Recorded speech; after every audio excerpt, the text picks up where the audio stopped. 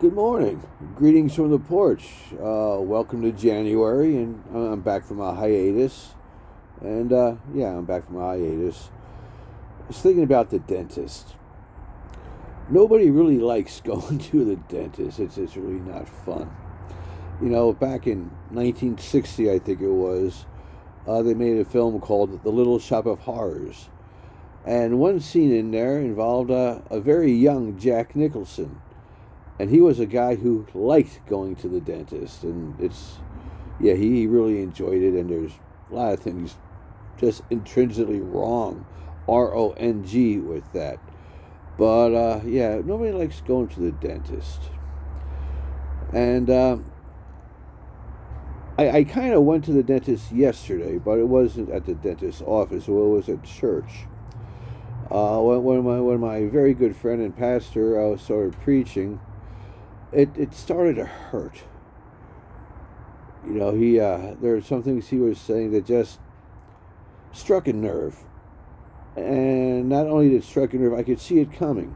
Like when you're in the dentist, you're in the chair, and you just kind of look over your shoulder, and you see the dentist grabbing that evil metallic silver hook thing, and you know what's coming. You know he's going to strike a nerve, and you know it's going to hurt. And there ain't nothing you can really do to stop it. It just is, and you got to deal with it. And man, it hurt. It hurt big time.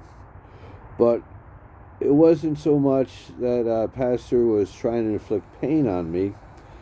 It was my reaction to what he was speaking. And the real pain came because he was speaking truth. There's some issues and things I got to deal with. But the thing is, in many churches, congregations, when someone speaks truth, it's so easy to get offended, to get all ticked off, to get all annoyed, and to push the blame on whoever is bringing the message. It could be a pastor, it could be a friend, it could be a family member, your spouse, whoever. But the natural reaction is to kick back, to punch back, rather than look at yourself and see what's really going on. And in many churches, people get all upset, get all offended with the pastor. They start grumbling. They started keeping lists of all the ways they were hurt and how the pastor's all evil and all that. And they often eventually leave the church. Even worse, in some churches, people start grumbling to each other. Then they start building alliances, forming committees, and then bringing their grievances to the pastor. And way too often, this either leads to large groups of people leaving the church, or even worse, churches splitting. You know, that's not the solution. It's not the right way to do things. Rather than kill the messenger, we need to examine ourselves.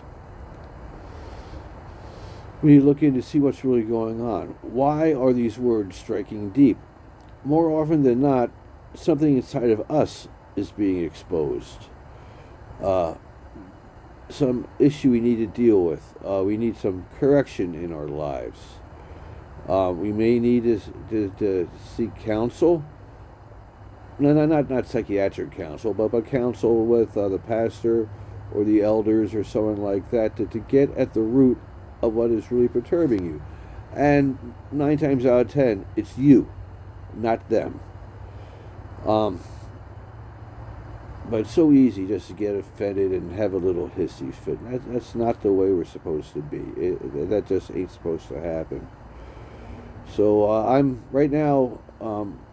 I let my pastor know briefly what's going on, and we're going to talk sometime soon and try to get to the root of this thing and find a solution.